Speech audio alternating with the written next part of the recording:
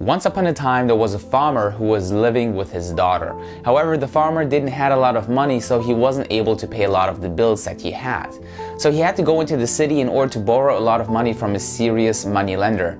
Then a year goes by and the moneylender comes back to his farm in order to collect the debt that he owes him. However, the farmer wasn't able to pay him back because he didn't have the money. So the moneylender saw an opportunity for himself here. He saw his beautiful daughter and he made a proposal. He told the farmer that he would let go of all of the debt if the daughter would marry him. Obviously, in disgust, the farmer said no, which the moneylender was expecting that he would say. So he made him another deal. He said, I'm gonna take a little bag and I'm gonna put 2 pebbles from the ground into this bag. One is black and one is white. And your daughter is able to pick one of the pebbles from this bag. If she chooses the black pebble, I'm gonna let go of all of the debt. However, your daughter must marry me. And if she chooses the white pebble that is in the bag, then I'm gonna let go of all of the debt and you are free to go, and your daughter does not have to marry me. The daughter didn't really like this deal either, but the farmer talked to her and said that this is probably the only way we can get rid of all of the debt that we have. And perhaps there's a chance that you're gonna pick the right pebble and we're gonna be free without you having to marry him. So they accepted the offer and the moneylender took out a bag. They were standing on a bunch of pebbles which were black and white, so he bent down to take 2 pebbles from the ground to place it into the bag. However, as he has been bending down and taking 2 pebbles, the daughter notices something. The moneylender took 2 black pebbles from the ground and put it into the bag. So now she was panicking a little because she knew that either pebble that she's going to take from the bag is going to be black. So the 3 realities, the 3 options that she saw straight away was 1, refuse to take any pebble from the bag, but that would mean that her dad needs to pay off all the debt. And option number 2, reality number 2 that she saw immediately, was to expose the moneylender and tell her father that he put 2 black pebbles into the bag, but that would mean that her father needs to pay back debt anyway, and the moneylender would probably be very, very angry at them. And option number 3, reality number 3 that she saw, was to pick out a pebble knowing that it would be black, marry this man, but the debt of her father would be gone. So she thought about it, what she would do. As she looked down, she kind of was a little bit disgusted and sad that either option that she had was a bad one. But as she looked down and looked at all of the pebbles that were laying on the ground, she decided to reach for the bag. But in this moment, she had an idea.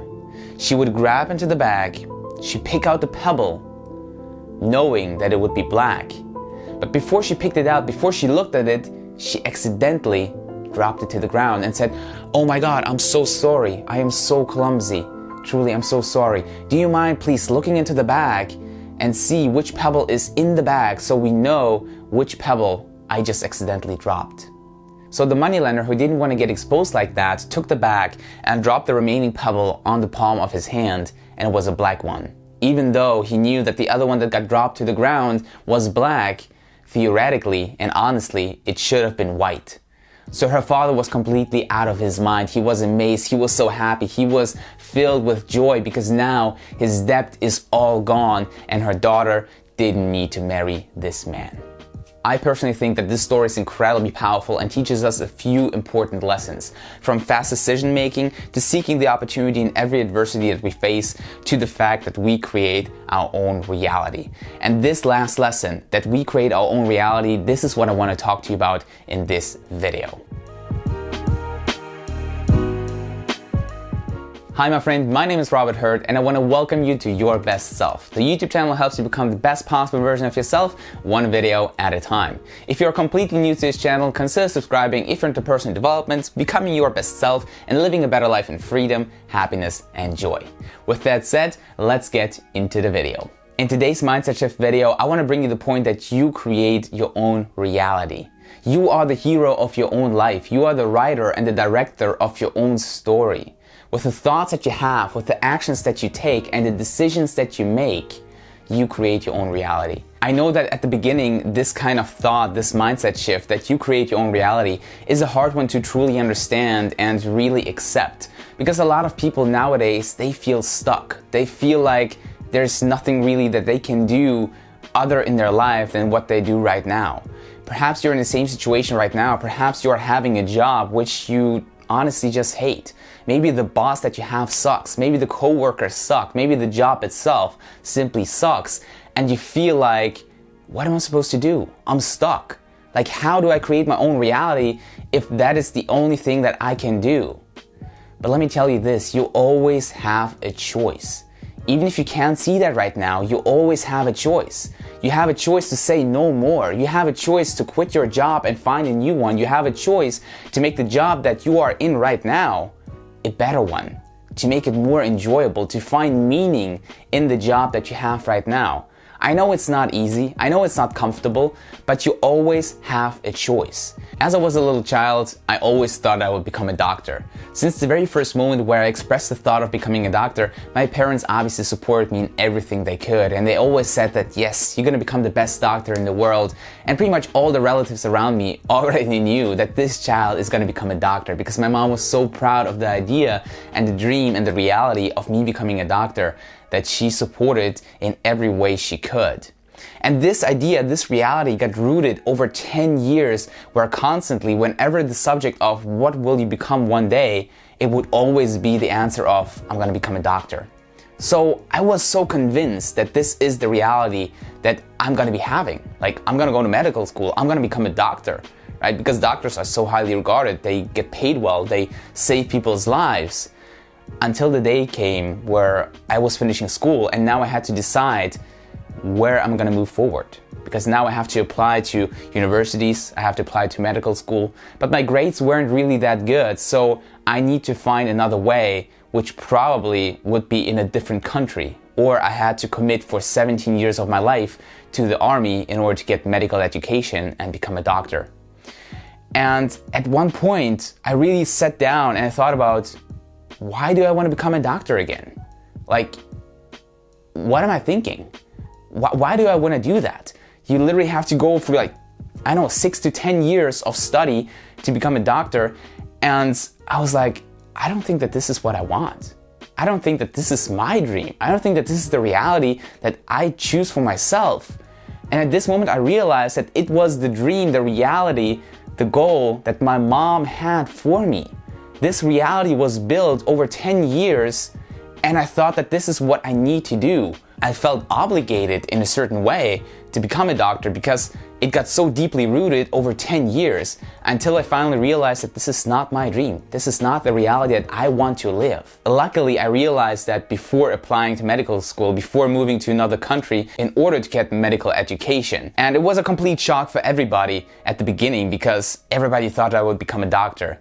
But at this moment, I chose my own reality. I said, no, I want to create my own reality. I want to do something that I actually want to do, and not only because somebody else thinks that this is the right path for me.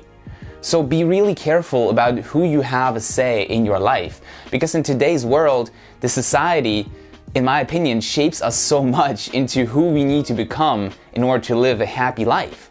Right? It's a status quo that we need to go to school, get good grades, go and study something to get a degree and find a good job and then work for 40 years until you finally retire, until you finally can do something that you want to do in your life. To me, that's complete bullshit. Like, I don't want to work 40 years of my life building somebody else's dream. I mean, if you have a job and you enjoy your job, then by no means continue doing that, then you're doing everything right. But if you do not like the situation you are in, if you do not like the life that you have right now, and all you do is complain, then you need to listen to this carefully right now. Because you always have a choice to do something else. You always have a choice to make a difference in your life. Because you are the one that is making the decisions. You are the one that is taking a certain action. And yes, sometimes it is not easy. Sometimes it is incredibly uncomfortable. You have to get out of your comfort zone in order to achieve something that you truly want. But the first step is to think about, what do I actually want? Because so many people are so comfortable in this little bubble that they have. Because they have a job, right? They have an income. They can put food on the table. They can afford a certain lifestyle that they got so used to over the years. So now having this lifestyle and all the things that you have basically built up and feeling miserable is feeling better than feeling uncomfortable and having to find something else. But you always have a choice. You can always say no more. You can say, I quit this damn thing and I'm gonna find something that I'm actually passionate about or love to do, even as a job. You can always seek for information online about what can you do in order to build a business. And there are a lot of people out there that think that they have nothing to share, that there's nothing they can do in order to build a business around. But that is not the case, because I truly believe that every single one of us has something that they are passionate about, something that they have a lot of knowledge about, that they can talk about, that they can share with other people. If there's something that you do, whether that's makeup, video games, playing guitar, playing the piano, doing origami, whatever that is, most likely there are other people that want to do this thing and want to get better at it. And if there are other people, then you can turn it into some kind of business and share your knowledge with other people and get paid for that. But it's up to you to make the decision to want that. And it's not easy. No, it's not. It takes time, it takes dedication, it takes having to have a plan. But it's up to you to decide whether or not this is something that you want. So choose to become the person that you actually want. Choose to do the things that actually give you joy. Choose to do and have and create the reality that actually deep down you want to live. Because I bet there are so many people out there that, look at all those Instagram people and see their perfectly pictured lives and they think to themselves, oh, I want to live that. I wish I would have that kind of life, because they escaped their own life. Because they're miserable and they complain all the time about the circumstances that they have in their own lives. But the truth is, you are the one that has the power to change that. You are the one that can make the decisions and change something in your life. The question is, how bad do you really want it? And if you truly want it bad enough, then you will find a way. Start looking at the things in your life in a different perspective. See where can you actually change something to have more joy, to have more meaning. And perhaps in your life right now, you are truly stuck. You have a job that you cannot quit. You have a situation that you cannot change because you have a family that you need to provide for. And you need to bring in money home in order to put food on the table and have a roof over your head. If that is the case, then at least try to find meaning in the job that you have. Try to find out what can you do in your day-to-day life in order to improve the quality of your life, in order to make the reality that I have right now a better one. Because even though you might be in a shitty situation, you still have the choice to make the best out of the situation. So see the things in your life in a different light. See it from a different perspective. There's a powerful quote by Wayne Dyer who once said, "When you change the way you look at things, the things you look at change." That's a truly powerful quote to me, because we notice things around us that are in alignment with our perception of the world or a certain situation. So when we constantly have negative thoughts or we expect negativity to happen in our life, then most of the time you will find it. Have you ever heard about the self-fulfilling prophecy? Where you think something bad will happen and this is the only thing that you think about, and all of a sudden it happens and you're like, I knew it, I told you that this is going to happen. Yeah, you wanted it to happen and you did everything you could subconsciously in order to make this reality happen. So your thoughts shape your life, as I said in one of the previous videos of the Mindset Shift series. Because you're so focused on the negativity around you that your brain will always find a way to notice those things, because it's in alignment with your perception of the world right now. And there's a part in your brain that is called the reticular activating system, in short RAS, which determines what you notice in this world. So this is the part of the brain that is responsible for that. So if you constantly have negative thoughts and think about the bad things that might or will happen to you, the reticular activating system will notice those things. So if you go into a meeting, if you go into a certain thing expecting negativity or expecting to find some bad things, you will do that, right? If you perhaps hired some painters that are painting your wall in your new house, and you know, or you think about, oh, they're probably gonna make some mistakes, they're gonna be, some spots that are not looking that good. So now you go into the house to check, all that, and what do you think you will find?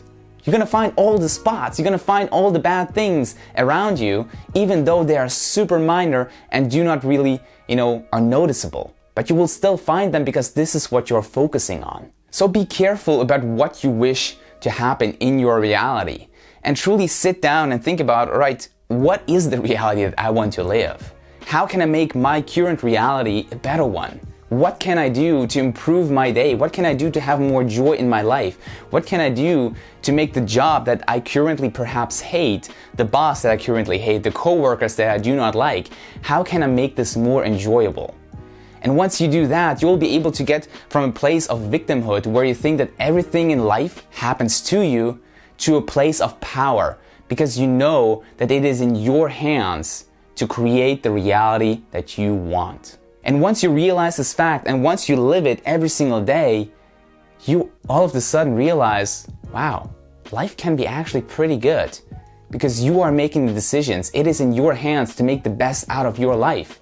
And you make the choices, right? So I hope you enjoyed this video. If you did, let me know in the comments down below and also leave this video a thumbs up.